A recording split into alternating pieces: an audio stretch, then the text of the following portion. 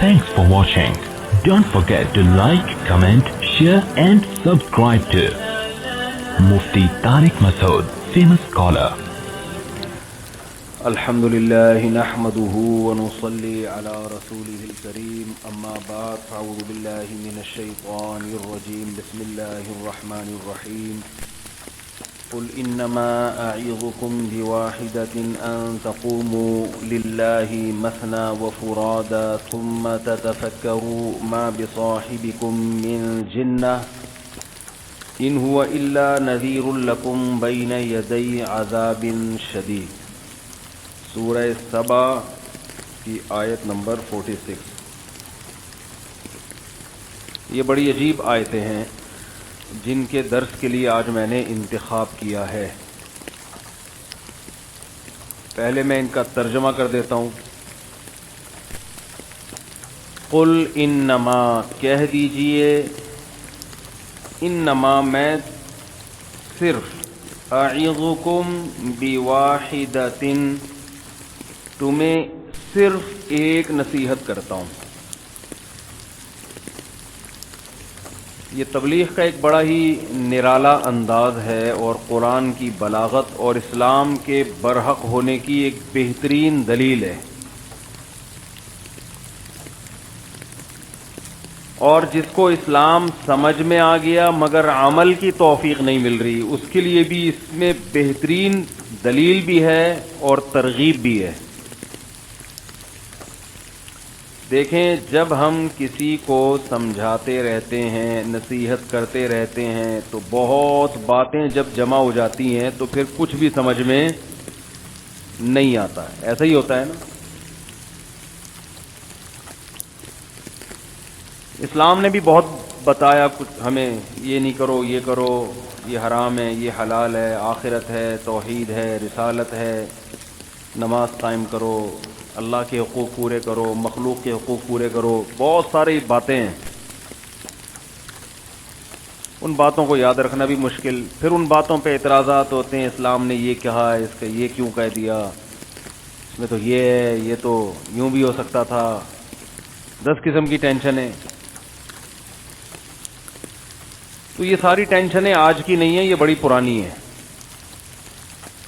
رسول اللہ صلی اللہ علیہ وسلم بھی جب سمجھاتے تھے تو وہ 10 قسم کی پخیں نکالتے تھے. وہ لوگ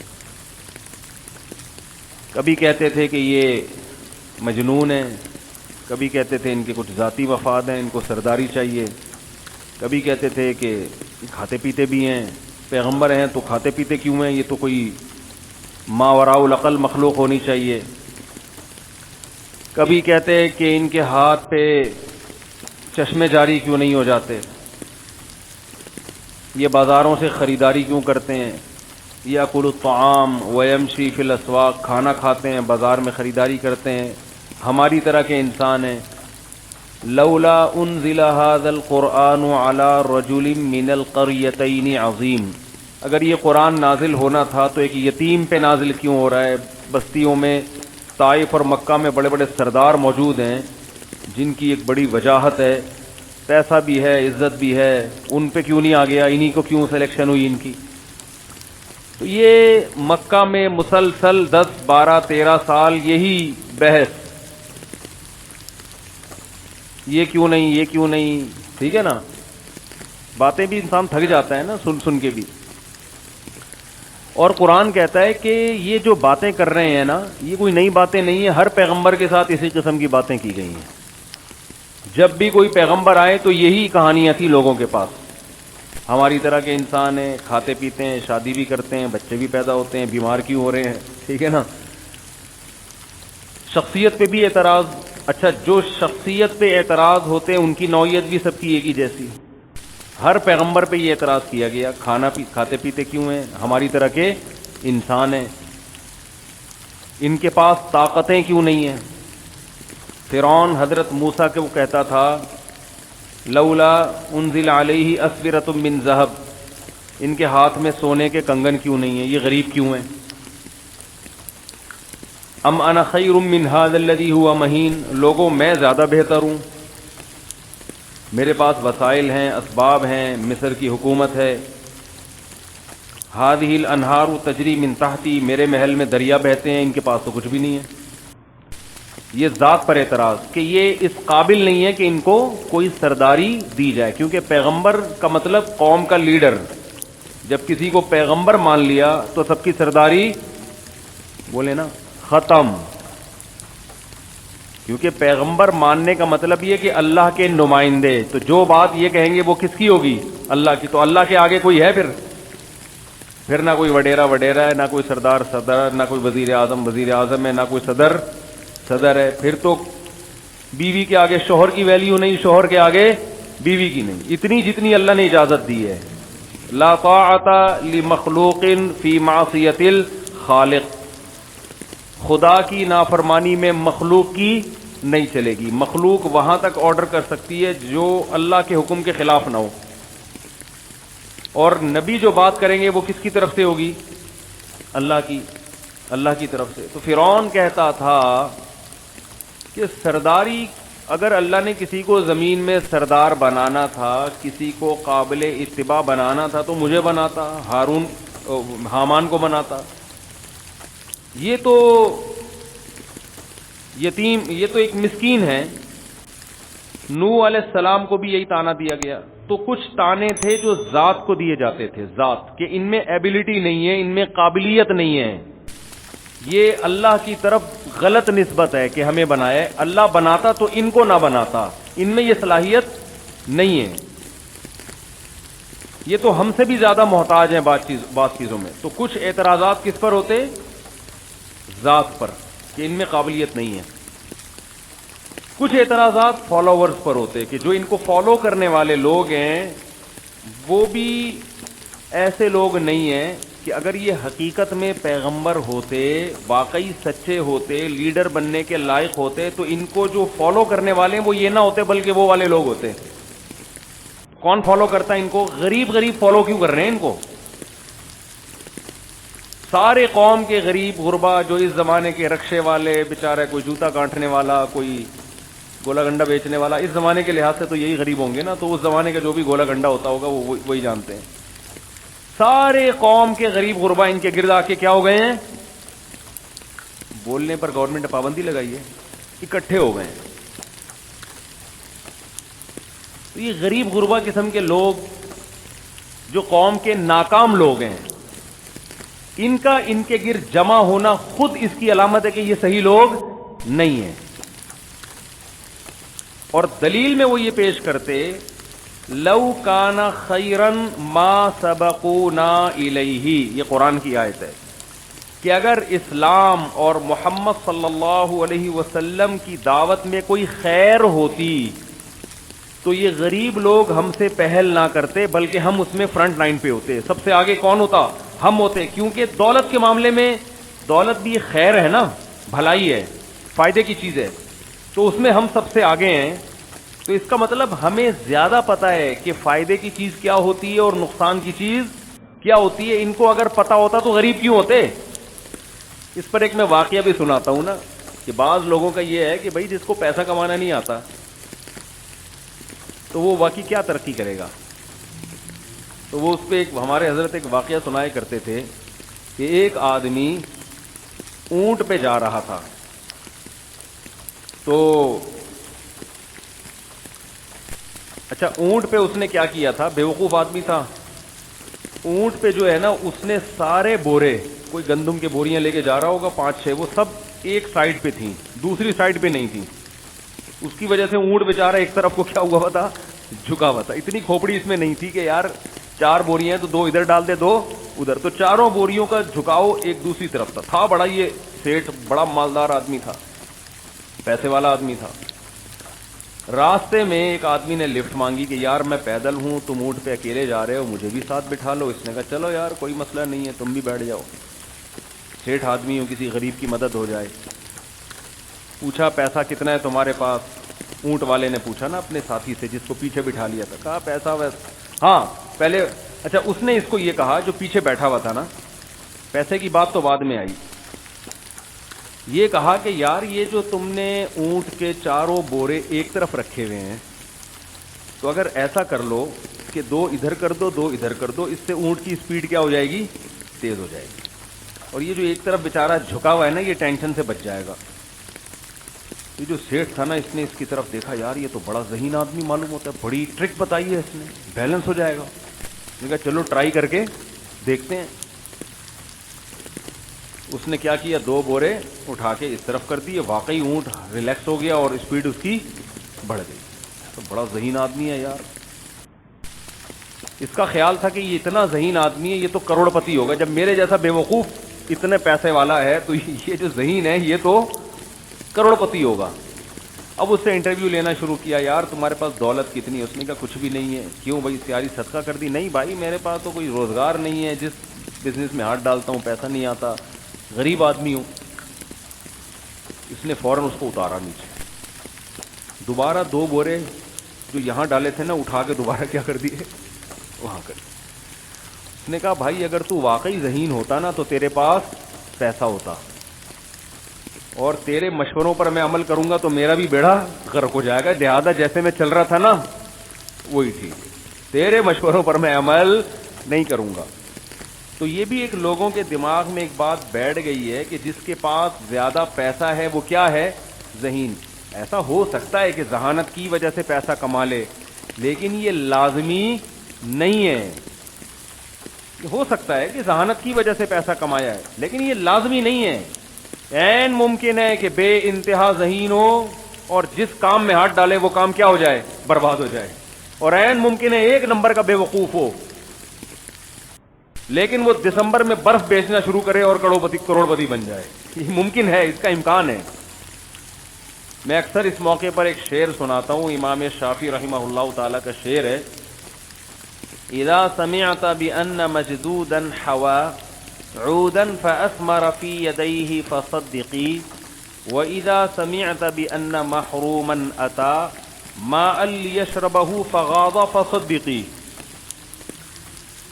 فرماتے ہیں کہ اگر تو کبھی سنے نا کہ ایک آدمی نے, کوئی خوش قسمت تھا, وہ جس کام میں ہاتھ ڈالتا ہے وہاں نوٹ برسنا شروع ہو جاتے ہیں. تو ایسا خوش قسمت نے ایک دن ایک سادہ لکڑی ہاتھ میں لی, زمین میں اگایا بھی نہیں, کھاد بھی نہیں ڈالی, پانی بھی نہیں دیا, بس لکڑی ہاتھ میں لی اور لکڑی نے وہیں پھل دینا شروع کر دیے. تو کہا کہ انکار مت کیا کر, ایسا بعض دفعہ ہو جاتا ہے. خوش قسمتوں کو کھیتی باڑی کی بھی ضرورت نہیں پڑتی, محنت کی بھی, لکڑی ہاتھ میں ہی پھل دینا شروع کر دیتی ہے. کبھی کبھار ایسا بھی ہو جاتا ہے. اور کہا کہ اگر کبھی تو سننا کہ کوئی بدقسمت تھا, پانی کی تلاش تھی, اسے کنواں لبالب بھرا نظر آیا, خوش ہو گیا کہ اب تو یہ پانی جانے والا کہیں نہیں ہے, اب تو پانی پانی. اور وہ بدقسمت آدمی دوڑا دوڑا خوشی میں کنویں کے پاس گیا اور پانی اسے دیکھ کے نیچے ہو گیا. ٹھیک ہے نا, ٹھیک ہے. کہا فحقیقی, اس کی بھی تحقیق کر لیا کر کے ایسا, اس کو بھی سچا قرار دے دیا کر. ہو جاتا ہے, بدقسمتوں کے ساتھ ایسا بھی ہو جاتا ہے. تو یہ انسان میں ایک ہے کہ وہ سمجھتا ہے کہ لازمی اس کا حصہ ہے کہ ذہانت ہوگی تو پیسہ آئے گا, ذہانت اور کامیابی کی ایک لازمی علامت ہے. تو مشرکین کا بھی یہی ٹینشن تھی. وہ کہا کرتے تھے کہ ایک تو محمد صلی اللہ علیہ وسلم خود مسکین ہے, پیدائش سے پہلے باپ کا انتقال ہو گیا, ان کے پاس کنگن کیوں نہیں ہے, طاقتیں اور قوتیں کیوں نہیں ہیں, فرشتے ان کے ساتھ کیوں نہیں چلتے. دوسرا, ذات کے علاوہ جو آپ کو فالو کرنے والے لوگ تھے ان کی وجہ سے بھی اعتراض کرتے تھے کہ لو کان خیرن, اگر اسلام خیر کی چیز ہوتی, نبی صلی اللہ علیہ وسلم کے پاس جو دعوت ہوتی اس میں بھلائی ہوتی, تو یہ غریب غربا ہم سے پہل نہ کرتے, ہم پہل کرتے, یہ ہمیں فالو کرتے. کیونکہ دنیا میں جب ہم کامیاب ہیں تو اٹ مینس کہ ہم ہر چیز میں فنٹر ہیں, ہم ہر چیز میں ماہر ہیں. میں سمجھا پا رہا ہوں اپنی بات کہ بھئی غریب لوگوں کا اکٹھا ہونا اس کی علامت ہے کہ اس دعوت میں جان نہیں ہے. پیسے والے لوگ جو ذہین ہوتے ہیں, جن کا لباس اچھا ہوتا ہے, جو پرسنالٹی ہوتی ہے, یہ سارے رکشے ٹیکسی چلانے والے اور جوتے گانٹھنے والے اور ٹماٹر اور آلو بیچنے والے, یہ جس ذات کے گرد جمع ہیں وہ ذات تمام انسانوں کی سردار نہیں ہو سکتی. اتنی بڑی پرسنالٹی کے گرد بہت اونچی پرسنالٹی کے لوگ آنے چاہیے. یعنی بھائی پیغمبر سے بڑی پرسنالٹی تو کوئی بھی نہیں ہوتی نا, تو ان کے گرد جو لوگ ہونے چاہیے وہ بھی ہائی پروفائل ہونے چاہیے. 2-4 مالدار تو تھے, وہ تو نبی کے ابو بکر بڑے مالدار تھے, قوم کے سردار بھی تھے, وہ چند ایک ہیں. زیادہ تر کون سے ہیں؟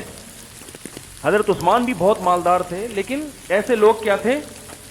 تھوڑے.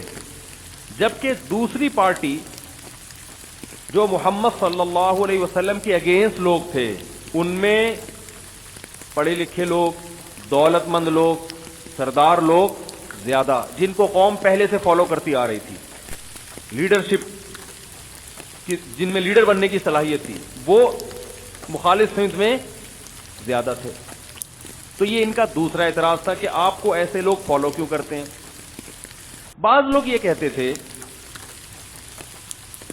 اچھا یہ اعتراض بھی ہر پیغمبر پہ کیا گیا ہے, قرآن کہتا ہے کہ ان کو فالو کرنے والے لوگ غریب غربا زیادہ تر کیوں ہیں. یہ اعتراض قرآن کہتا ہے کہ صرف محمد صلی اللہ علیہ وسلم پر نہیں ہوا, بلکہ اللہ آپ کو تسلی دیتا تھا کہ یہ وہی بات ہے جو پچھلے پیغمبروں کے ساتھ بھی ہو چکی ہیں, اور یہ سب ایک دوسرے کو فالو کرتے آ رہے ہیں ان باتوں میں. یہ سب انہیں کرائٹیریا بنایا ہوا ہے کہ غریب زیادہ جہاں ہوگا وہ صحیح نہیں ہوں گے وہ لوگ. اچھا ان میں جو تھوڑے سے کم درجے کے متشدد تھے اسلام دشمنوں میں, مشرکین میں, وہ یہ کہتے تھے کہ ہمیں نبی کی ذات پر اعتراض نہیں ہے, یعنی ذاتی اعتراض کہ آپ مسکین کیوں ہیں, آپ غریب, یہ چلو ہم اگنور کر دیتے ہیں, اور آپ کو فالو غریب لوگ کر رہے ہیں, ہم اس کو بھی اگنور کرنے کے لیے تیار ہیں. لیکن بات یہ ہے کہ اگر ہم ان غریبوں کے ساتھ آ کے آپ کی محفل میں بیٹھیں گے تو یہ ہماری بے عزتی ہے, کیونکہ سرداروں کی محفل ہمیشہ بھائی بزنس کلاس الگ سفر ہوتا ہے, اکانومی کا سفر جہاز میں ایسے ہی ہوتا ہے نا, اور ٹرین میں بھی, بسوں میں بھی. W11 میں کوئی فرق نہیں ہے الحمدللہ. W11 ایک ایسی چیز ہے, امیر غریب کا فرق اس نے کیا کر دیا ہے, ختم کر دیا ہے, ٹھیک ہے نا. بلکہ اس میں چودراہٹ اس کی ہوتی ہے جو وہاں ڈرائیور بنا ہوا بیٹھا ہوتا ہے نا, وہ چاہے کتنے چلتے ہوئے کتنے بس سے لوگ چھت سے گرا دے, یہ اس سے کوئی پوچھنے والا نہیں. کتنے لوگوں کی جیبیں کٹ جائیں راستے میں, کتنے کے موبائل گم ہو جائے, کنڈکٹر کتنی بھری ہوئی ہو, کنڈکٹر ایک دروازے سے گھسے گا دوسرے سے نکل جائے گا, اور اب اس کی جیب بھی نہیں کٹتی. کمال کی بات یہ ہے, ٹھیک ہے نا. اس سے پتہ چلتا ہے کہ شاید آپس میں کوئی ان کے تعلقات ہو. جیب میں دعویٰ نہیں کر رہا, لیکن وہم ہوتا ہے بہرحال کہ اس کی جیب کبھی نہیں کٹی, نہ ڈرائیور کی جیب کٹی ہے. کٹی ہے تو ہمیشہ, میں ایک دفعہ W11 میں تھا یا پتہ نہیں اسی ایسی کسی مسجد میں, تو میری جیب میں 500 روپے پڑے تھے. میں طالب علم تھا, میرے لیے 500 بھی اس وقت بہت ہوتے تھے, اور اس وقت 500 کی ویلیو بھی تھی. تو میں بار بار نا جیب کو یوں دیکھ رہا تھا کہ مجھے تھا, اچھا بس تقریباً خالی تھی, تو میں جیب پہ ہاتھ لگا کے نا کہ یہ کوئی نکال نہ لے, تو میں بڑے تسلی سے میں نے چیک کیا, اترا ہوں جیب میں ہاتھ ڈالا تو نہیں, تو میرا چیک کرنا ہی جیب کٹنے کا ذریعہ بن گیا. اس نے نکال لی. میں حیران ہوا کہ یار بندہ دور بیٹھا ہوا تھا, وہ اچانک اس نے کیا کیسے. خیر یہ تو ہماری آپس کی باتیں. تو جو تھوڑے سے معتدل تھے وہ کہتے تھے چلو ہمیں آپ کی شخصیت پر بھی اعتراض نہیں ہے, ٹھیک ہے, غریب کو اللہ نے بنا دیا, مسکین کو اللہ نے سردار بنا دیا, اور ہمیں ان پر بھی کوئی اعتراض نہیں ہے, غریب غربا لوگ آپ کے گرد اکٹھے ہوئے ہیں, لیکن ہم آپ کی دعوت پر لبیک اس وقت کہیں گے, آخری درجہ یہ ہے کہ ہمارے لیے ان غریبوں کو ہٹا دیا جائے. جب ہم آئیں تو یہ غریب یہاں پر نہیں بیٹھے, یہ آپ کے گرد نہیں ہونے چاہیے. جیسے جمعے کا خطبہ ہوتا ہے نا, جمعے کی تقریر ہوتی ہے, تو نبی صلی اللہ علیہ وسلم کا اصل خطبہ نصیحت تو جمعے کے دن ہوتی تھی. ایک تو ہے کہ نبی الگ سے مالداروں کے پاس جائیں, وہ تو ٹھیک ہے, کسی قوم کے کو الگ سے دعوت دینا, غریبوں کے پاس جیسے تبلیغ والے ڈاکٹروں کی الگ تبلیغ ہوتی ہے, ان کی تاجروں کے لیے الگ جوڑ ہوتا ہے, وہ ٹھیک ہے, لیکن ایک عمومی دعوت میں فرق نہیں ہوگا. جیسے عمومی دعوت جمعے کے دن ہوتی ہے نا, وہ تو سب کے لیے, یا پیغمبر ایک عمومی بیان کر رہے ہیں, یا میں جیسے یہاں پر یہ کروں بھائی یہ 17 گریڈ کے آفیسر ذرا یہاں تکیہ لگا کے بیٹھے ہیں, اور سارے جو کوئی گولے گنڈے والا ہے تو وہ ذرا باہر چلا جائے, تو ان کا یہ خواہش ہوتی تھی. تو ان کی خواہش تھی کہ بھئی ہم ان کے ساتھ نہیں بیٹھیں گے. یہ وہ لوگ تھے جو باقاعدہ چاہ رہے تھے کہ ہم بھی نصیحت حاصل کرنا چاہتے ہیں, لیکن ایک شرط ہماری آپ کو ماننی پڑے گی. تو قرآن نے محمد صلی اللہ علیہ وسلم سید الانبیاء کو بتایا کہ یہ کام بھی ہر ایک نے کیا ہے.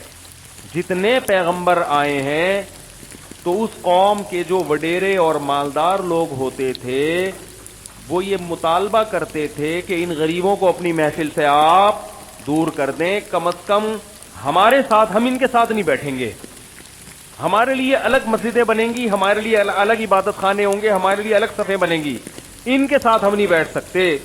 تو اللہ نے فرمایا، نبی صلی اللہ علیہ وسلم کو حکم دیا، وَلَا تَطْرُدِ الَّذِينَ يَدْعُونَ رَبَّهُمْ بِالْغَدَاةِ وَالْعَشِيِّ يُرِيدُونَ وَجْهَهُ مَا عَلَيْكَ مِنْ حِسَابِهِمْ مِنْ شَيْءٍ فَتَطْرُدَهُمْ فَتَكُونَ مِنَ الظَّالِمِينَ۔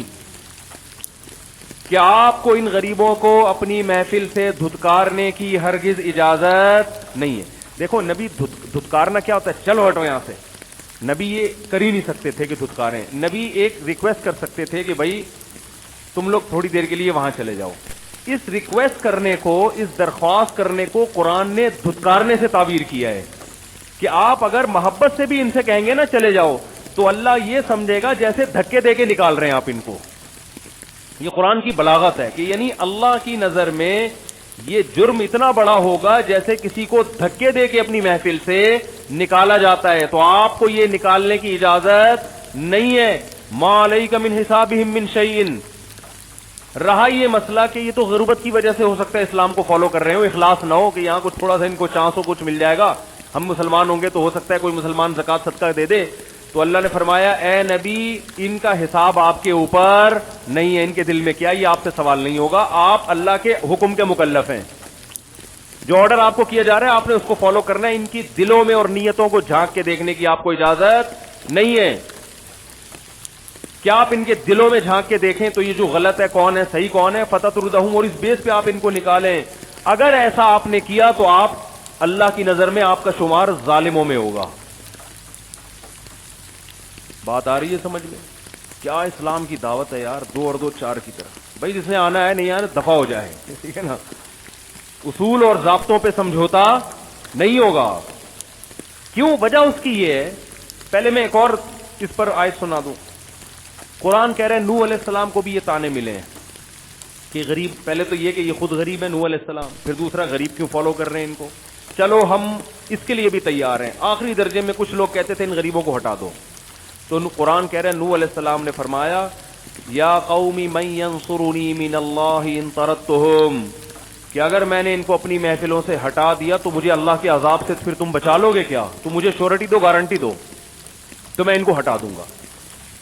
میں اس کو اتنی تاکید سے کیوں بیان کر رہا ہوں؟ آج تبلیغ کے لیے اصولوں پہ سمجھوتا ہو جاتا ہے۔ آج کچھ لوگوں کے پاس تبلیغ کا ایسا طریقہ ہے کہ تبلیغ میں گویا سب کچھ حلال ہے، ٹھیک ہے نا، بس لوگوں کو دین کے قریب کرنا ہے اور سب کچھ کیا ہو گیا؟ حلال۔ ایسا نہیں ہے بھائی، آپ اسلام کی تبلیغ بھی ایک لمٹ کے اندر کر سکتے ہیں، لمٹ کو کراس کرنے کی آپ کو اجازت نہیں ہے۔ بعض لوگ کیا کرتے ہیں، کوئی سودی بینک میں جاب کرتا ہے، دل خوش کرنے کے لیے اس کے ہاتھ کی چائے پی لی، تو بھائی وہ سود، اس کی آمدن حرام ہے، تو جیسے اس کے لیے چائے پینا اس آمدن سے حرام، آپ کے لیے بھی کیا ہے؟ ایک صاحب مجھے کہنے لگے یار کسی مسلمان کا دل توڑنا یہ بہت بری چیز ہے، لہذا کسی بینکر کی چائے میں اس کے ہاتھ کی پی لوں، نہیں پیوں گا تو دل ٹوٹے گا۔ میں نے کہا اب یہ بینکر کے بجائے اگر کوئی شرابی ہو اور اس کا دل ٹوٹ رہا ہے، بے ہوش ہو رہا ہے، مر جاؤں گا اگر تو نے نہیں پی، باپ پی رہا ہے اور بیٹے سے کہہ رہا ہے بیٹا پی لے، میرا دل رکھنے کے لیے پی لے، میں مر جاؤں گا، نہیں پیا تو میں مر جاؤں گا، کیا حلال ہو جائے گا ایک قطرہ بھی؟ بھائی مرو گے اپنی ذمہ داری پر، گورنمنٹ کی طرف سے مرنے پر کوئی پابندی نہیں ہے، کوئی بھی کسی بھی ٹائم پہ مر سکتا ہے۔ ہم نے لوگوں کو زندہ بچانے کا ٹھیکہ اتنا لیا ہوا ہے جتنا اسلام نے ہمیں اجازت دی ہے۔ بات کہاں سے کہاں نکلتی ہے یار، دوسری شادی پہ آ جاتی ہے، پتہ نہیں، تھوڑی سی بات کروں گا زیادہ نہیں۔ ایک صاحب کسی بیوہ سے شادی کر رہے تھے، اس بیوہ کا کوئی بیچاری کا پوچھنے والا نہیں تھا، ایسی بیوائیں بہت ہیں مارکیٹ میں، وہ دوسری شادی کر کے اس کا گھر بسا رہے، اور اس بیوہ کا بیان یہ تھا کہ اگر یہ مجھ سے شادی نہ کرتا میں لازمی زنا میں مبتلا ہو جاتی۔ دفتر میں ہر آدمی ٹیڑھی نظروں سے دیکھ رہا ہے اس کو کہ یار اس کا شوہر تو مر گیا، جوان لڑکی بیوہ ہو گئی تھی۔ تو میرے پاس آئے، میں تو الٹے مشورے لوگوں کو الحمدللہ دیتا رہتا ہوں۔ میں نے کہا یار آپ کو اگر پسند ہے تو آپ شادی کر لو۔ اس نے کہا میری بیوی خودکشی کی دھمکی دے رہی ہے۔ میں نے کہا مرنے دو اس کو، آپ کو گناہ، بولو اس کے حقوق میں کوئی کوتاہی نہ کرو آپ، حقوق میں کوتاہی نہ کرو. آپ بولو بھائی اس سے شادی کر کے میں تمہیں بھولوں گا نہیں, تمہارا خرچہ پانی کم نہیں ہوگا, پورا انصاف ہوگا, بلکہ میں نے کہا اور زیادہ پروٹوکول دو تھوڑا سا اس کو. لیکن ایک شریعت کا حکم ہے, ایک عورت مر رہی ہے, زنا میں مبتلا ہو رہی ہے, کوئی اس کا رشتہ نہیں آ رہا, اب ایک بات طے ہو گئی ہے, آپ کو اللہ نے پیسہ بھی دیا ہے, الگ گھر بھی دے سکتے ہو, پھر بھی اگر کوئی خودکشی کر کے مرتا ہے تو گورنمنٹ کی طرف سے مرنے پر کوئی پابندی نہیں ہے. ان چیزوں سے گھبرانا نہیں چاہیے. تو یہ میں نے دوسری شادی کی مثال جو دی ہے نا, یہ بات سمجھا, اور فقہا نے یہ لکھا ہے. اصل میں اصول سمجھانا چاہ رہا ہوں, دوسری شادی تو بہت دفعہ سمجھا چکا ہوں میں. اصل میں اصول کہ آپ اگر صحیح کرنے جا رہے ہیں اور وہ صحیح کرنا بہت ضروری بھی ہے, یا تو ہے نا بہت ضروری نہ ہو, پھر ٹھیک ہے لوگوں کی رعایت کرو. ہر فرض کا, ہر اچھا کام کرنے کا نہیں ہوتا, بعض دفعہ اچھے کام میں نقصان زیادہ ہوتا ہے.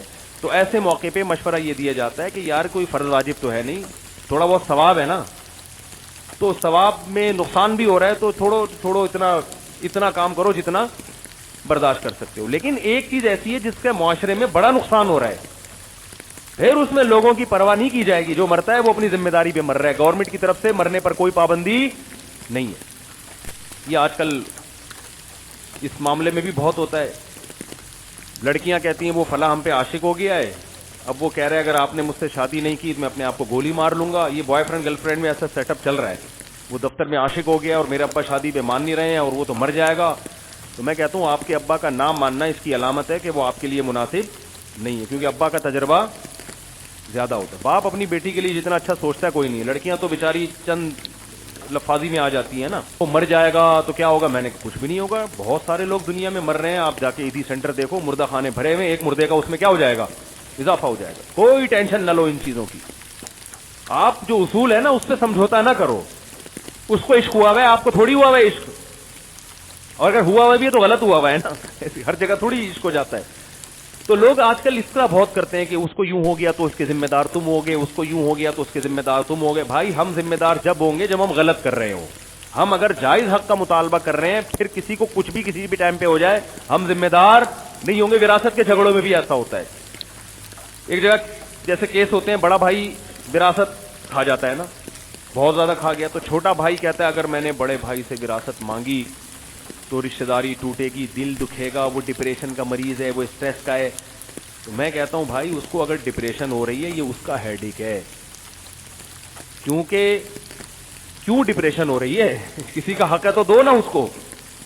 تو میں نے کہا آپ مطالبہ کریں, اگر وہ ٹینشن سے مر بھی گیا تو نہ رشتہ داری توڑنے کا گناہ ہوگا, نہ اس کو قتل کرنے کا گناہ ہوگا, بلکہ اس کو مرنے کا گناہ ہوگا. قیامت میں اللہ کہے گا کہ ٹرک کے نیچے آ کے مرتا, بات سمجھ میں آتی ہے, کورونا سے مرتا سمجھ میں آتا ہے, تو نے کسی سے پیسے دینے تھے, اس نے تجھ سے مانگے اور تو مر گیا, تجھے شرم نہیں آئی اس بات سے مرتے تھے, اس کو مرنے کا گناہ ہوگا.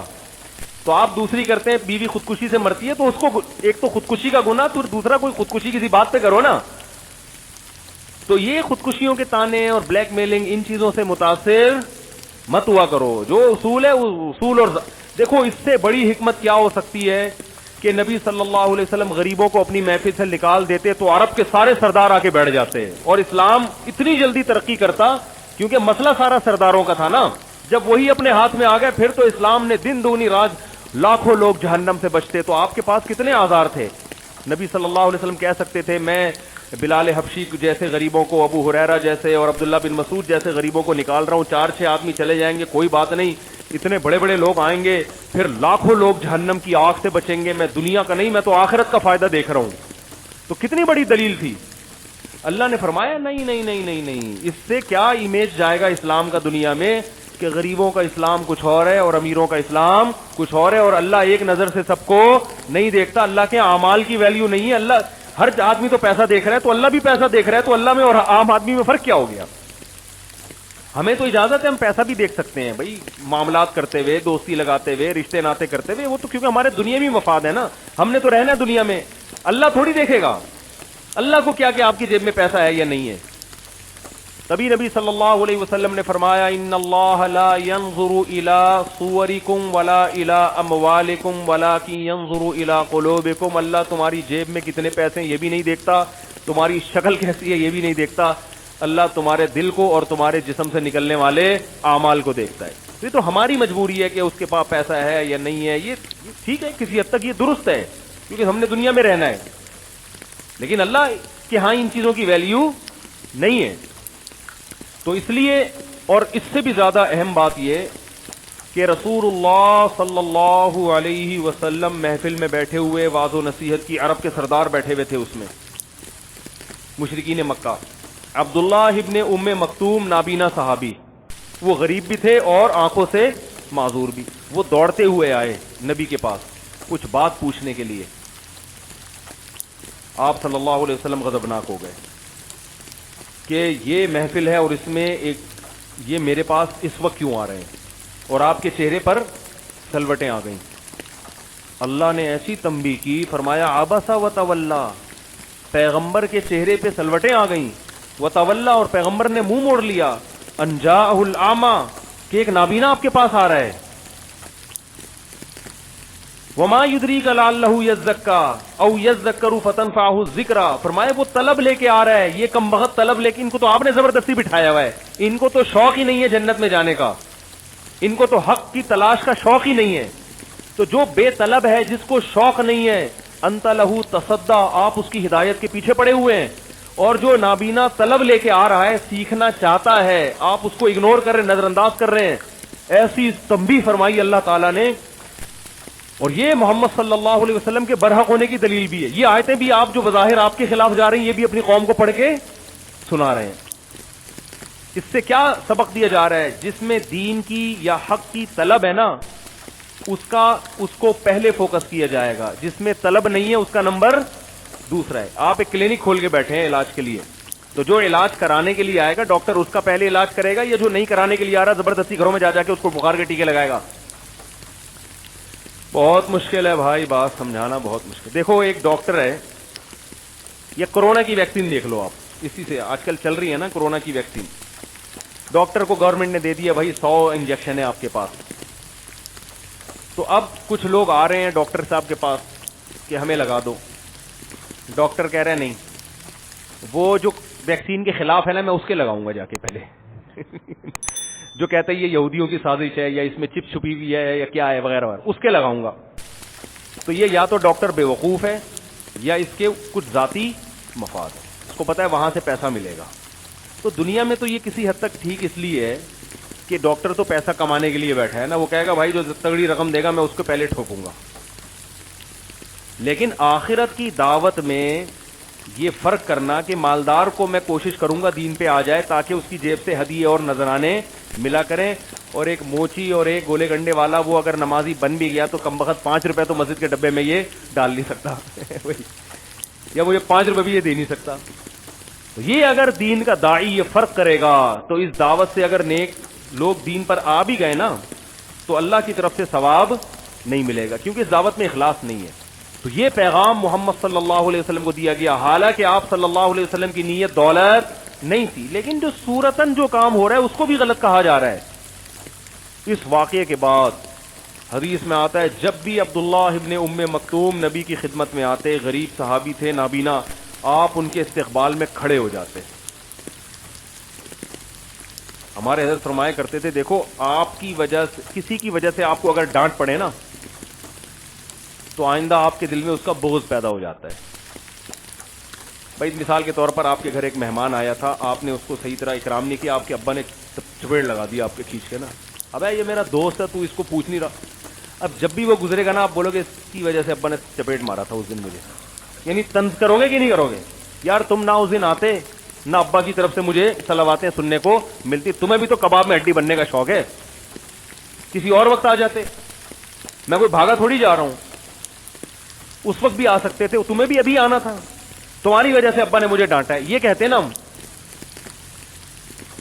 لیکن نبی صلی اللہ علیہ وسلم کا ظرف کیا سا ظرف ہے, جب بھی عبداللہ ابن ام مکتوم آتے, آپ صلی اللہ علیہ وسلم کھڑے بھی ہوتے اور فرماتے, ھذا الذی عاتبنی فیہ ربی, یہ وہ شخص ہے, اتنا بڑا مقام ہے اس کا کہ اس کی وجہ سے میرے رب نے مجھے ڈانٹا ہے, اس کا اتنا بڑا مقام ہے اللہ کی نظر میں, یعنی یہ تو بڑی عزت والا ہے.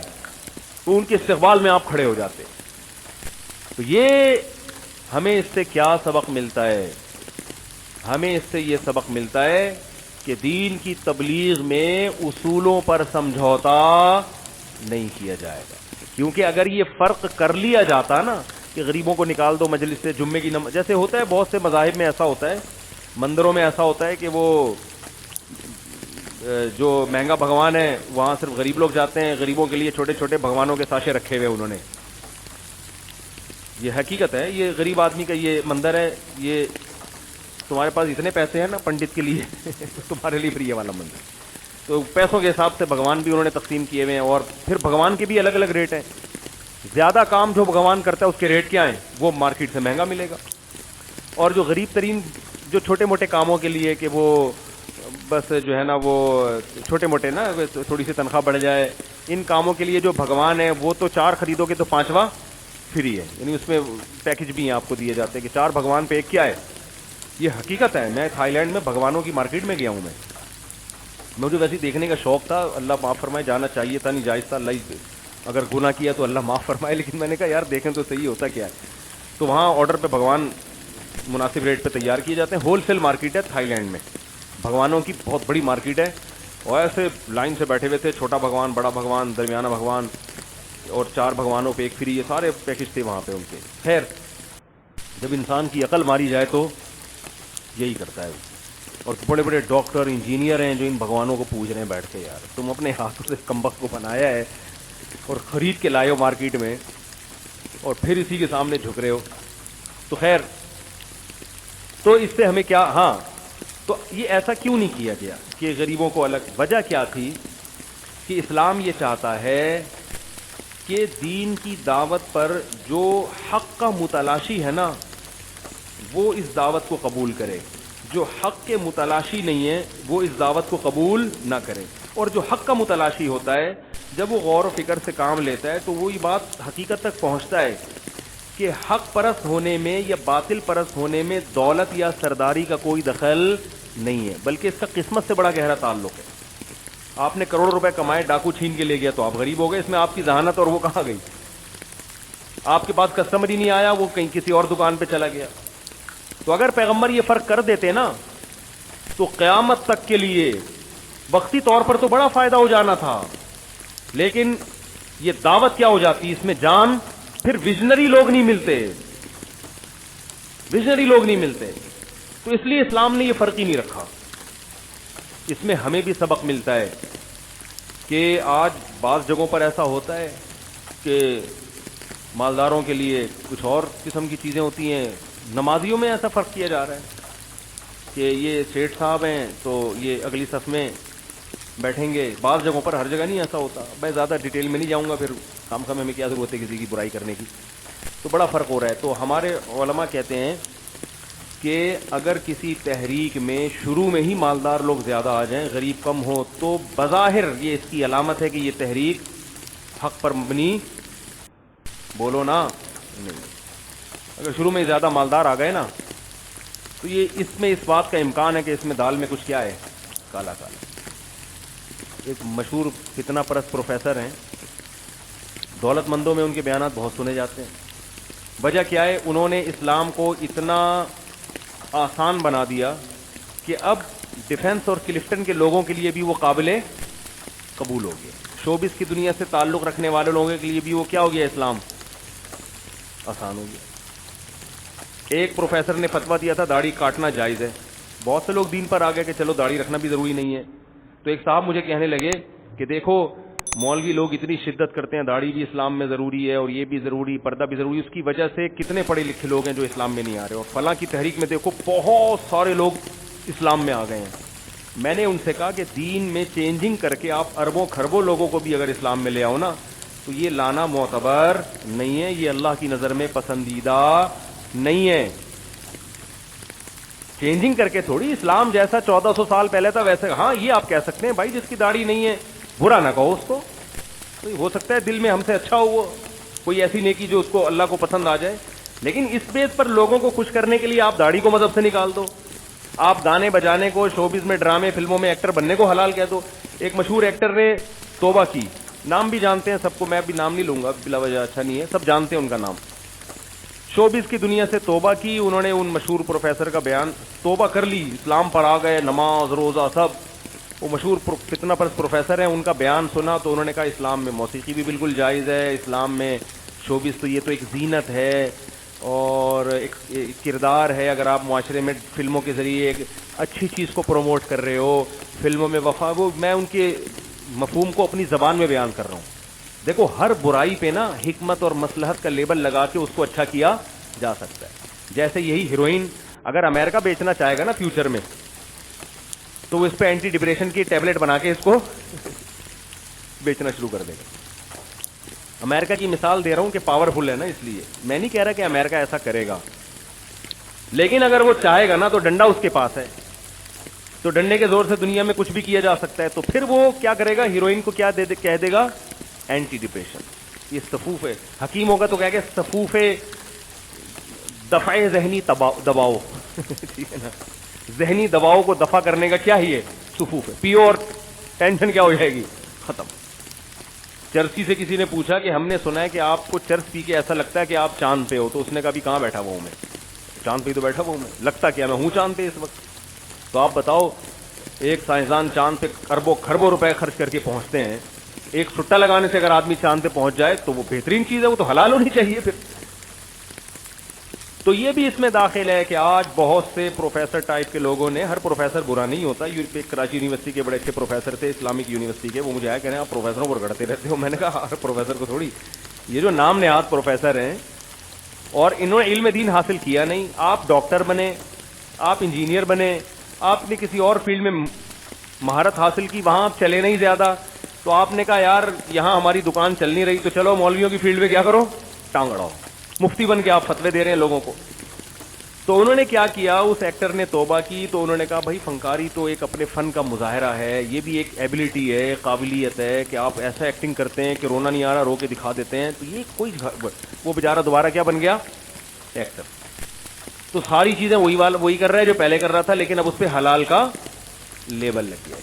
تو ان کے ہاں گلوکار بھی ٹھیک ہیں, کوئی ڈانس کر رہا ہے, کوئی گلوکار کر رہا ہے. اب یہ گلوکار لوگ کیا کہتے ہیں, جتنے فلمی اداکار ہوتے ہیں یہ کیا کہتے ہیں, ہم لوگوں کو انٹرٹین کر رہے ہیں, اسٹریس اور ڈپریشن دور کر رہے ہیں. تو آپ بتاؤ انسانیت کی خدمت اچھا کام ہے یا نہیں ہے؟ لوگ کہتے ہیں آگے سے بہت اچھا کام ہے. دیکھو ہم 3 گھنٹے کی فلم دکھا کے لوگوں کی اسٹریس اور ڈپریشن کیا کر رہے ہیں. اگر یہ 3 گھنٹے کی فلم نہ ہوتی, ٹینشن میں بیٹھے ہوئے ہوتے ہی ہے, صحیح ہے, کوئی خودکشی کر رہا ہوتا, کوئی کیا کر رہا ہوتا. اور ہم اس میں خیر کو پروموٹ کر رہے ہیں, وفا کیا چیز ہوتی ہے, سیٹنگ چلی اور پھر وہی شادی کی جہاں سیٹنگ چلی تھی اس کی. یہ نہیں دیکھ رہے کہ اس سے بے حیائی کتنی پھیل رہی ہے. جو ڈرامے فلمیں دیکھنے والے لوگ ہیں, سب سے پہلے برائی کیا ہے, ان کو اپنی بیوی اچھی بولو نا نہیں لگتی, کیونکہ انہوں نے اتنے فیشن دیکھ لیے ہیں وہاں پہ, اتنے خوبصورت چہرے دیکھ لیے ہیں کہ وہ جو 20 سال پہلے جس سے شادی ہوئی تھی وہ اب ان کو اچھی نہیں لگے. لڑکیوں کو اپنے میاں اچھے نہیں لگ رہے, وہ کہہ رہے ہیں بندہ تو یہ ہوتا ہے, یہ دیکھ اس کو, تو کیا چانپے لے کے گھوم رہا ہے اپنی, کمیز اتارتا ہے, تیری تو ایکسیڈنٹ رپورٹ پسلیاں تیری نظر آ رہی ہوتی ہیں. اب ہر آدمی ہیرو کی طرح تھوڑی ہینڈسم ہوگا. میں جانتا ہوں پہلے کیا ہوتا تھا, بالکل بے جوڑ شادیاں ہوتی تھیں, لڑکی اتنی حسینہ ہے, لڑکا ایویں آڑا ترشا, اور کامیاب ازدواجی زندگی گزارتے تھے. وجہ کیا ہے کہ بھائی جو ہے جیسی ہے, میرے لیے تو یہی ہے. وہ کہتی تھی میرے لیے یہی ہے, بس جو ہے جیسا ہے. اب چانپے گننے کے لیے تھوڑی ہم نے شادی کی ہے اس سے. لیکن ان فلمی دنیا میں کیا ہوا, نوجوانوں کی ٹھڑک کو بڑھا دیا انہوں نے, ڈانس لڑکیوں کے دیکھ دیکھ کے, پھر وہ ہینڈ پریکٹس, اور پھر وہ جب اس سے انسان کی تسکین نہیں ہوتی ہینڈ پریکٹس سے, یہ خوب سمجھ لیں, یہ وقتی تسکین ہے, لیکن یہ نشہ بڑھتا ہے, پھر وہ جائے گا زنا کی طرف, لڑکی نہیں ملے گی, لڑکوں سے بدفعلی کرے گا, وہ ہومو سیکس اور اس کے نام پہ جو تباہی پھیل چکی ہے معاشرے میں, وہ ساری دنیا کے سامنے. اس میں اس میڈیا کا سب سے بڑا دخل. اور جو اخلاقی برائیاں, ایک میسج تو ڈرامے میں اچھا ہوتا ہے, مگر اس ایک اچھے میسج کو دکھانے کے لیے جو 20 برائیاں دکھائی جاتی ہیں, ساس بہو گھر سے بھاگ گئی, اس کا فلاں سے چکر چل رہا ہے, اس کا فلاں سے چکر چل رہا ہے, اس قسم کی جو چیزیں جس سے معاشرے میں سب دیکھتے ہیں یار اگر ہمارا بھی اتنی عورتوں کا چل گیا تو ہمارا بھی چل گیا تو کوئی بری بات نہیں ہے. ان تمام چیزوں کو ایک فن کے نام پہ کیا کیا جا رہا ہے, حلال کیا جا رہا ہے. تو ہر برائی پہ, تو اسی طرح آپ اس پہ بھی اچھا لیبل لگا سکتے ہیں کہ ہم بھائی غریبوں کو نہیں آنے دیں گے, اس سے کیا ہوگا, پڑھے لکھے لوگ آئیں گے اور ایجوکیٹڈ لوگ آئیں گے تو اس میں جناب پھر اسلام زیادہ پھیلے گا. بھائی دعوت سب کے لیے برابر ہے, جس نے آنا آئے. تو قرآن سے ہمیں پتہ چلتا ہے کہ جب بھی کوئی تحریک چلی ہے اس میں ہمیشہ, میں یہ نہیں کہہ رہا 100% غریب ہیں, اکثریت ہمیشہ شروع میں کس نے ساتھ دیا ہے؟ غریبوں نے. مالدار تھوڑے, بعد میں بے شک مالدار بڑھ گئے ہیں, لیکن شروع میں ہمیشہ, کیونکہ غریب کے لیے قربانی دینا آسان ہوتا ہے, مالدار کے لیے قربانی دینا مشکل کام ہوتا ہے. تمام قرآن کہتا ہے ہر پیغمبر کے ساتھ ایسا ہوا ہے. تو جب پیغمبروں کے ساتھ ایسا ہو سکتا ہے, ہم اور آپ کس کھیت کی مولی ہیں بھائی؟ ہم ایسی تحریک بنا رہے ہیں جس میں مالدار زیادہ ہیں.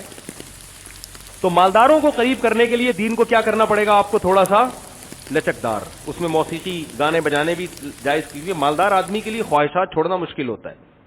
مالدار خواتین کو پردہ سمجھ میں نہیں آتا کہ یہ پردہ اتنا, ایکچولی اب اتنے پیسے ہمارے پاس ہیں اور ہم جب جم میں جاتے ہی اس لیے ہیں کہ جو ہے نا فزیکل فٹنس کے لیے, تو اس فٹنس کو اگر تمبو میں بند ہی کرنا ہے ہم نے بھائی, ایکسپوز کرنا ہی نہیں ہے, تو اس فٹنس کا فائدہ کیا؟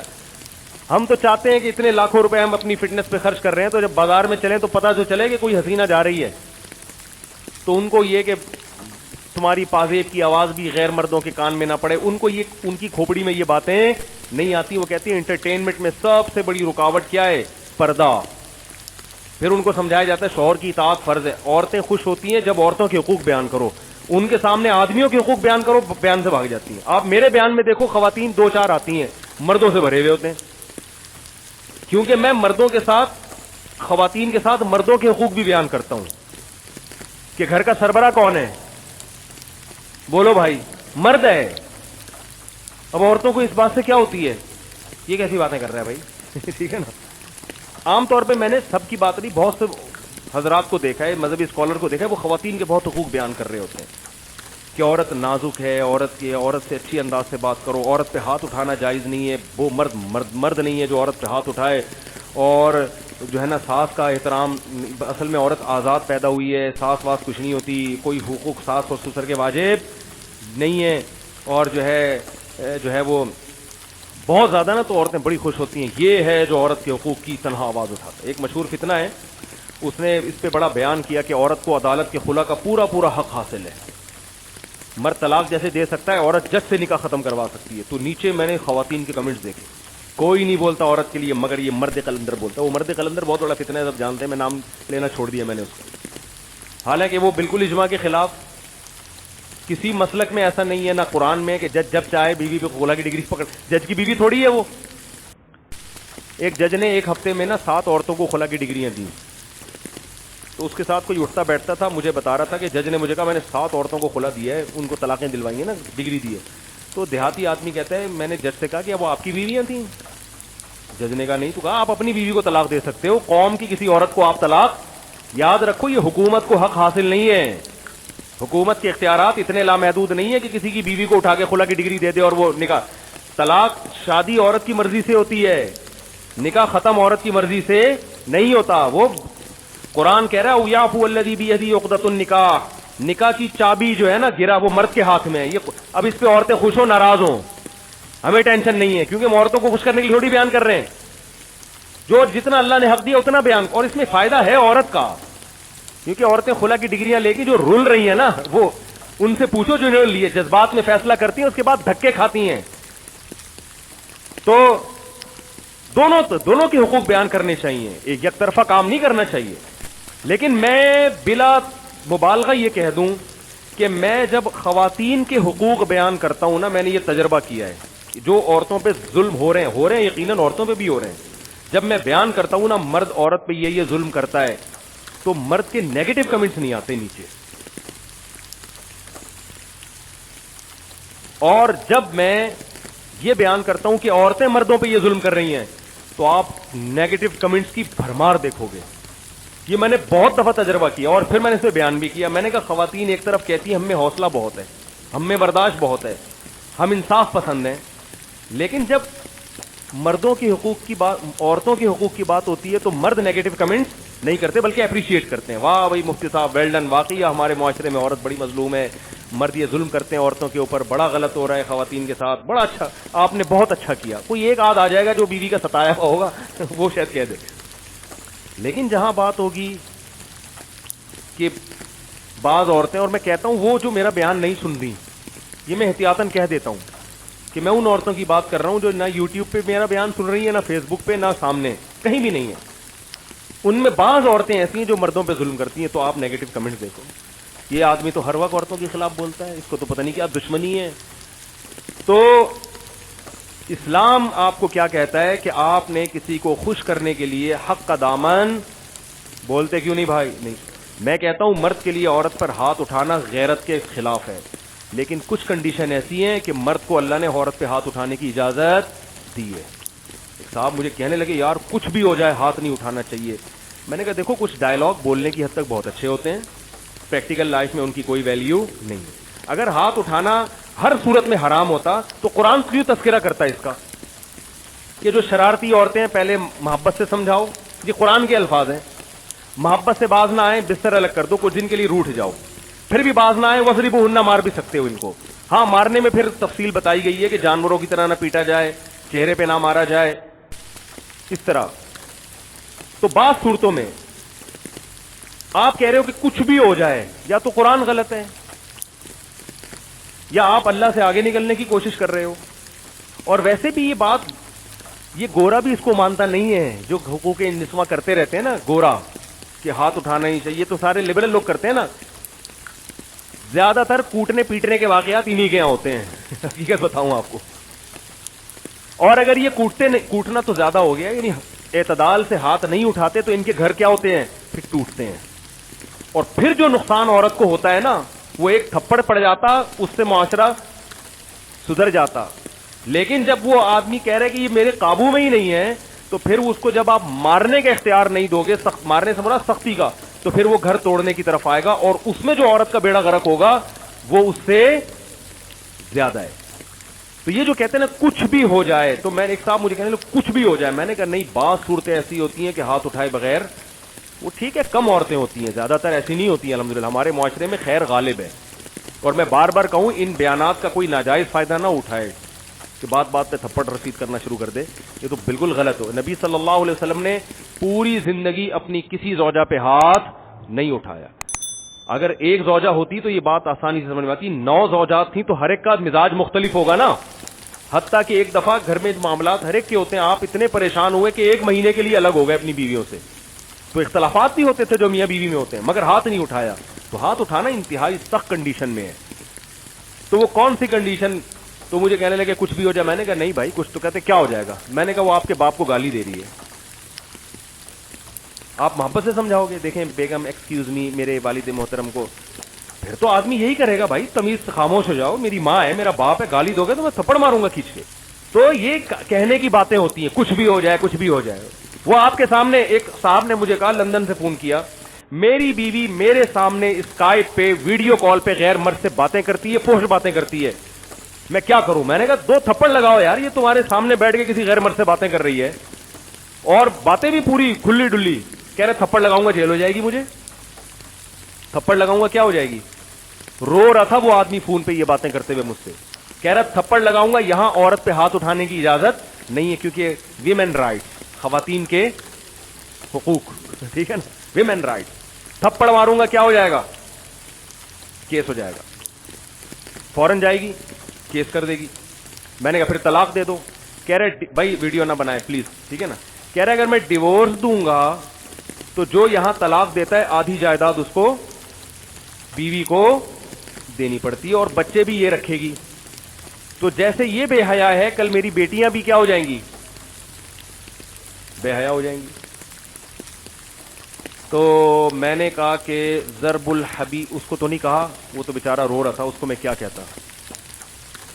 تو ایک مشورہ ہے، ایک مقولہ ہے ضرب الحبیبی زبیب، محبوب کی مار کیا ہوتی ہے؟ کشمش.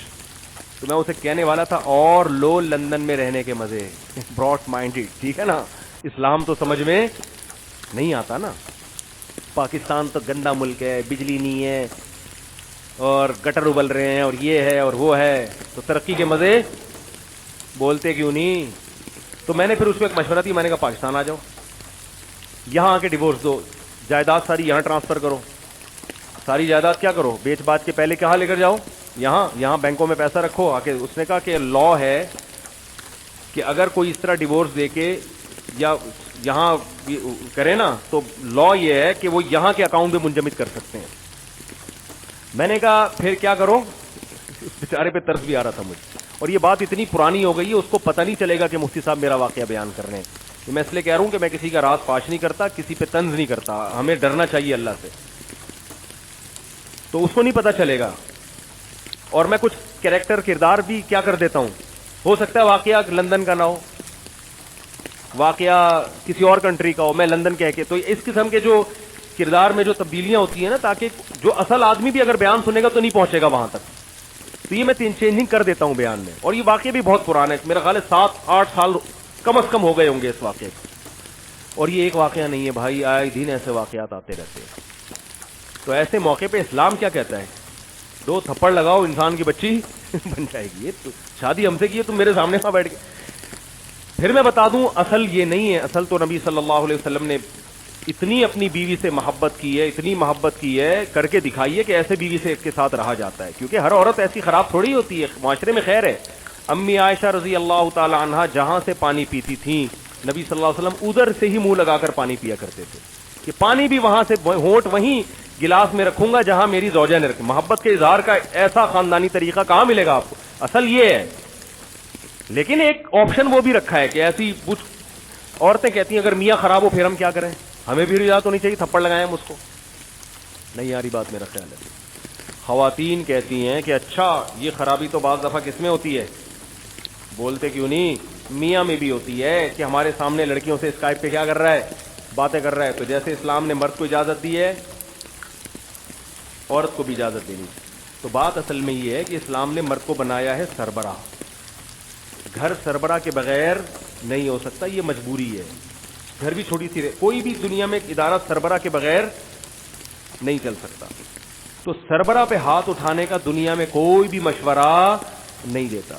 یہ ایسا ہی ہے, پولیس کو اجازت ہے کہ عوام پہ ڈنڈا برسائے, لیکن اگر پولیس کرپشن کر رہی ہے تو عامی آدمی کو اجازت نہیں ہے کہ ڈنڈا سے پولیس کا سر پھاڑ دے. وہ آپ پر اتنا خطرناک کیس ہو جائے گا نا, ٹھیک ٹھاک خطرناک کیس ہو جائے گا. آپ نے ایک ایس ایچ او کو کیوں آپ نے مارا اس کو, کہ وہ کرپشن کر رہا تھا. حکومت کہے گی تو اس کے باپ ہو گیا. حکومت کہے گی اگر ایس ایچ او کر رہا ہے تو آپ نے کمپلین کس کو کرنی ہے, ڈی ایس پی کو. وہ ڈنڈا اٹھا سکتا ہے, ماتحت نہیں اٹھا سکتا کبھی بھی. اور اگر ڈی ایس پی کو نہیں ہے تو پھر ڈی ایس پی سے بڑا کوئی. آخر میں ایک بڑا ایسا آئے گا کہ بس اس کو برداشت ہی کرنا ہے, ٹھیک ہے نا. اس پہ آپ کو حق حاصل نہیں ہے. زیادہ زیادہ یہ کریں گے کہ آپ اگلے الیکشن میں دوسرا صدر یا وزیر اعظم لے آئیں گے کہ یار یہ ٹھیک نہیں ہے, اس کو چینج کرو. تو اسلام نے عورت کو کہا ہے کہ شوہر اگر یہ ایسا ظلم زیادتی کر رہا ہے تو ظاہر اس کے بڑوں کو بتایا جائے, شوہر کو بتایا. اس کا باپ اپنے بیٹے کو ٹھکائی لگائے گا کہ بھائی بہو پہ ظلم زیادتی کیوں کر رہا ہے, اس کے خاندان کے بڑے یہ کام کریں گے. عورت کو ہاتھ اٹھانے کی اجازت نہیں ہے. اور اگر کوئی بھی نہیں ہے سختی کر رہا تو پھر اسلام نے کہا ہے کہ جو سربراہ ہوتا ہے ظالم, اگر اس سے مفاد زیادہ ہوں تو برداشت کیا جاتا ہے کہ یار فائدے زیادہ ہیں, ظلم کی نوعیت کیا ہے, کم ہے. تو شوہر سے دیکھا جائے گا کہ آپ کو فائدے زیادہ حاصل ہو رہے ہیں یا نقصانات. تو اگر فائدے زیادہ ہیں تو کچھ ظلم اس کے برداشت کر لیے جائیں, وہ اللہ اس سے قیامت کے دن انتقام لے لے گا, یا اس کو آرام سے سمجھایا جائے یا نصیحت کی جائے. پھر بھی اگر نہیں ہے تو پھر اس سے علیحدگی کی کوشش کی جائے, بھائی میاں بدلنے کی کوشش کی جائے, ناقابل برداشت. ہاتھ اٹھانے کی پھر بھی اجازت نہیں ہے. تو یہ بالکل نیچر کے مطابق اسلام کا حکم ہے. لیکن کیا ہے کہ جب آپ بیان کریں گے مرد کے حقوق پر تو خواتین کہتی ہیں کہ یہ کیا, بہت غائب ہی ہو جاتی ہیں بیان سے. تو میرے بیان میں خاص طور پہ 2-3 شادیوں پر بیان کرتا ہوں تو 4 سے 6 خواتین آتی ہوں گی, وہ بھی میرا خیال ہے بوڑھی ہو چکی ہیں. اب ان کو پتہ ہے ہمارے میاں میں اب دوسری شادی کا دم رہا نہیں ہے, وہ بیان سننے آ جاتی ہیں. حالانکہ ہم جو دوسری تیسری شادی پر بیان کرتے ہیں وہ عورت کے فائدے کے لیے کرتے ہیں, کیونکہ جو دوسری جس کو لائے گا وہ بھی تو عورت. میں جب ساس کے حقوق بیان کرتا ہوں تو ساس بھی تو عورت ہی ہے نا. بہو کو ہم کہتے ہیں کہ بھائی ایسا نہیں ہے کہ ساس کی کوئی ذمہ داری نہیں ہے, گھر کے بڑوں کا خدمت چھوٹوں پر فرض ہوتی ہے, اخلاقی ذمہ داری ہے آپ کی. شوہر اس پہ سختی بھی کر سکتا ہے, ہاں اعتدال ہو, اتنا نہ ہو کہ وہ ایک آدمی کے ساتھ 18 روٹیاں پکوا رہی تھی اپنی بہو سے, تو میں نے ان کو منع کیا. میں نے کہا بہو کو الگ گھر لے کے دو. 18 روٹیاں جو ہے نا, یہ کوئی تندور تھوڑی کھولا ہے گھر کے اندر, وہ کوئی ملازمہ تھوڑی ہے جو 18 روٹیاں پکا کے. اس کی ذمہ تھا کہ اپنی ساس کی بھی صبح پراٹھا بنائے گی, اپنے سسر کا بھی, اپنے شوہر کا بھی, 5-6 دیور بھی تھے, پھر دکان میں جتنے ملازمین تھے سب کے پراٹھے صبح اٹھ کے تیار. 18 پراٹھے ایک ٹائم پہ بنتے تھے, پھر دوپہر 18 روٹیاں, پھر رات کو بھی 18. میں نے کہا بھائی یہ ظلم ہے, اس بہو کو فوراً کیا کرو, الگ گھر لے کے جاؤ. یہ تو پورا ملازم رکھا ہوا ہے آپ نے, اتنا نہیں ہوتا, تھوڑا بہت ٹھیک ہے جی, ایک روٹی اپنے تو ساس کے لیے بھی ڈال دو. یہ تھوڑی کہ دکان کے ملازمین اور دیوروں کی کیوں کر رہی ہے بھائی, تو یہ نہیں ہوتا پھر. تو خیر, تو ہمیں ان آیتوں سے کیا پتہ چلتا ہے کہ اصولوں پر سمجھوتا بولو بھائی نہیں ہوگا. اسلام کے چند اصول ہیں, ان اصولوں کے تحت کوئی دین پہ آ جائے ٹھیک ہے, نہیں آئے تو نہیں. تو میں جو اصل آیت پر بیان کر رہا تھا وہ بیان بہت لمبا ہو گیا, اس کا بس مختصر تفسیر کر کے بیان ختم کرتا ہوں. تو اللہ نے قرآن میں فرمایا کہ نبی صلی اللہ علیہ وسلم نے اتنی باتیں ان کے سامنے کی, انہوں نے اتنے اعتراض کیے کہ مجنون ہیں, دیوانے ہیں, ان کے ساتھ جو لوگ بیٹھتے ہیں وہ ٹھیک نہیں ہے, چلو وہ اگر ہٹا دو گے تو ہم آگے بڑھیں. بہت زیادہ ہو گیا, 10 15 13 سال ہو گئے لڑتے لڑتے. تو اللہ نے اپنے نبی سے فرمایا کہ اب ان کو ایک بات کہیں کہ میں تمہیں صرف ایک نصیحت کرتا ہوں, ان تقوموا للہ مثنی و فرادا, تم دو کر کے یا اکیلے تنہائی میں بیٹھ کے ایک بات پہ غور کرو, ما بصاحبکم من جنہ, کہ یہ جو ایک تنہا شخص ہے جس کو محمد ابن عبداللہ صلی اللہ علیہ وسلم کہا جاتا ہے, یہ کہیں پاگل یا دیوانہ تو نہیں ہے؟ اس پہ غور کر لیتے ہیں بیٹھ, کیونکہ نہ ان کا کوئی مفاد ہے اس میں. یہ اگر اپنی دعوت سے پیچھے ہٹ جائیں تم عرب کی خوبصورت ترین عورتوں سے ان کی شادی کرا دو گے. یہ اگر اپنی دعوت سے پیچھے ہٹ جائیں تم ان کی جھولی میں سونے اور چاندی کے پہاڑ لا کے ڈال دو گے. اگر یہ اپنی دعوت سے پیچھے ہٹ جائیں تم ان کو اپنا سردار بنا لو گے. ہر فائدہ تو ان کو مل رہا ہے, اس کے باوجود یہ پوری قوم سے ٹکر لے کر ایک ہی دعوت پر چل رہے ہیں, اور ان کے جو فالوورز ہیں وہ بھی غریب غربا قسم کے لوگ ہیں. یا تو وہ ہوتے بڑے کروڑ پتی ہوتے تو چلو یار سرداری مل رہی ہے, اور ان پہ بھی پتھر لا کے رکھے جا رہے ہیں, ان کے ساتھیوں کو انگاروں پہ لٹایا جا رہا ہے. تو بھائی یا تو ان کا مالی مفاد ہے یا کیا ان کو معاذ اللہ جنون اور دیوانگی ہے, یہ نارمل انسان نہیں ہے. تو اس پہ ہم تمہیں ایک ٹاسک دے رہے غور کرنے کے لیے. آپس میں مت بیٹھو, زیادہ لوگ جمع ہوں گے نا کوئی نہ کوئی فتنہ پرست ہوگا جو الٹی سیدھی باتیں کرنا شروع کر دے. تنہائی میں بیٹھو, اکیلے جا کے غور کرو. بہت زیادہ ہو گیا تو 2 آدمی, بعض دفعہ ڈیبیٹ کرنے میں آسانی ہوتی ہے, 2 آدمی ہوتے ہیں وہ ڈسکشن کرنے میں کیا ہوتی ہے آسانی. ما بصاحبکم من جنہ, تو غور کر کے تم یہ فیصلہ کرو گے کہ تمہارے ساتھی میں دیوانگی اور جنون نہیں ہے, کیونکہ ان کی جو باتیں ہیں وہ دیوانوں کی باتیں نہیں ہیں. دیوانے ایسی باتیں نہیں کرتے, پاگل لوگ. اور ما اسألکم علیہ من اجر, یہ اس تبلیغ پر تم سے پیسوں کا مطالبہ بھی نہیں کر رہے, نہ ان کا مالی فائدہ ہے نہ معاذ اللہ ان کا دماغ خراب ہے. تو یہ غور کرنے کے بعد تم ان نتیجے پر پہنچو گے کہ یہ جو دعوت دے رہے ہیں نا جس اسلام کی, وہ دعوت باطل نہیں ہو سکتی. تو چھوڑ دو آپس میں وہ کیا کہہ رہا ہے, فلانا کیا کہہ رہا ہے, فلانا کیا کہہ رہا ہے, وہ کیا اعتراض کر رہا ہے. 3 باتوں میں سے ایک بات ہو سکتی ہے, یا تو مالی مفاد ہے, یا دماغی توازن معاذ اللہ خراب ہے, یا یہ برحق ہیں. تو اس میں تم اکٹھے زیادہ لوگ مت بیٹھو, اکیلے تنہائی میں جا کے کیا کر لو غور. ان تینوں میں 3 کے علاوہ کوئی چوتھی بات نہیں ہے. 2 باتوں پر تمہارا ذہن گواہی دے گا, وہ دونوں غلط ہیں, تو تیسری بات کیا ہو جائے گی خود بخود متعین. اور اللہ نے حق کو پہچاننے کا یہ بہترین معیار بتا دیا ہر دور میں. تبلیغی جماعت والے اس معیار پہ پورے اترتے ہیں. کمال کی بات یہ کہ تبلیغ میں غریبوں کی تعداد اب بھی کیا ہے, بولو نا زیادہ. ریوڑ میں جاؤ آپ, امیر غریب کا کوئی فرق. تبلیغی اجتماع میں جاؤ نا, میں ایک دفعہ خواص کے کمرے میں گیا, میں نے کہا یہاں بڑے بڑے خواص بیٹھتے ہیں نا, تو یہاں شاید بڑے بڑے کروڑ پتی لوگ اور وزیر اعظم صدر ٹائپ کے. گیا ہوں تو وہ خواص کیا ہے, ایک 4 دیواری کھڑی کر کے وہی دریا ہوا ہے کہ یہ خواص ہے, ٹھیک ہے نا. یہ کیا ہے, وہاں وزیر اعظم بھی جا رہا ہے تو اسی چٹائی پہ بیٹھ رہا ہے. تو ایک بڑی علامت ہے یہ.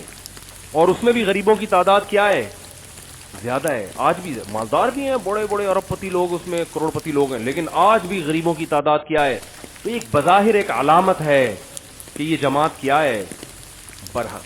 تو میں یہ نہیں کہہ رہا کہ مالداروں میں کام نہیں کرنا چاہیے یا پڑھے لکھے لوگوں میں, اس کے اپنے فائدے ہوتے ہیں, لیکن کچھ دعوت کے جو اجتماعی دعوت کے جو طریقے ہیں ان میں امیر اور غریب میں فرق کرنا آپ کے لیے جائز نہیں ہے. اور اس میں سب کو ایک ہی طرح سے آپ نے لے کے چلنا ہے, اور آپ کا فوکس انسان ہونا چاہیے. امیر اور غریب کا فرق آپ کے نظر میں نہیں ہونا. اگر آپ کو پتا ہے کہ میں اس غریب کو دعوت دوں گا تو یہ آ جائے گا دین پہ, اس امیر کو دعوت دوں گا تو پتہ نہیں آئے گا, تو آپ پر واجب ہے کہ غریب کو پھر پہلے دعوت, کیونکہ جس میں طلب ہوتی ہے اس کو ہمیں ترجیح دینے کا اللہ کی طرف سے حکم ہے. اللہ تعالی ہم سب کو سمجھنے کی, عمل کرنے کی توفیق عطا فرمائے. کچھ کہہ رہے ہیں آپ؟ ایک منٹ بھائی, اس مسجد کے امام صاحب بہت زیادہ بیمار ہیں, خاص دعا کریں, اللہ تعالیٰ ان کو شفا عطا فرمائے. دل سے دعا ہے اللہ تعالیٰ ان کو شفاء کامل عاجل عطا فرمائے. سبحانک اللہم و بحمدک, نشہد ان لا الہ الا انت, نستغفرک و نتوب الیک.